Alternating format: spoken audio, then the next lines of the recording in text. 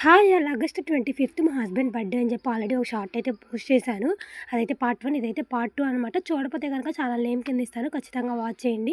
పిల్లలు మా హస్బెండ్ అయితే వెళ్ళిపోయిన తర్వాత నేను ఇంకా నిదానంగా అయితే ఫస్ట్ స్వీట్ కింద గులాబ్ జామున్ అయితే చేశాను. బిర్యానీ కోసం అయితే కావాల్సినయితే కట్ చేసుకున్నాను. పుదీనాకైతే మా గార్డెన్‌లోనే ఉంది. రైస్ కూడా నానబెట్టేసుకున్నాను. చికెన్ అయితే కొంచెం పులుసు, కొంచెం ఫ్రై అయితే చేస్తున్నాను. చికెన్ ఫ్రై కోసం అయితే చికెన్ అయితే ఉడికిపోయింది. అదైతే దింపేసి అత్తయ్య అయితే చికెన్ చార్వా టైప్‌లో అయితే చేయమన్నాననమాట. అత్తయ్య అయితే చికెన్ చారువ అయితే చేశారు. గ్రేవీ అయితే పోశారు. కొంచెం అయితే దగ్గర పడేదాకా అయితే కుక్ చేసుకోవడమే. అంతే చికెన్ చారువ అయితే రెడీ అయిపోయింది. ఎందుకంటే మొన్న ఊరెళ్ళామనమాట. వస్తువు అయితే అదిగోండి పరాటా ప్యాకెట్ అయితే తీసుకొచ్చాను. అందులోకి ఇలా చారువ టైప్‌లో ఉంటే బావుండిద్ది కదా! నంచుకొని తింటాక. అందుకే అలా చేశారనమాట. చికెన్ చారువ అయితే అయిపోయింది. టైం అయితే 11:30 దాటిందనమాట. మా తమ్ముడైతే వచ్చాడు.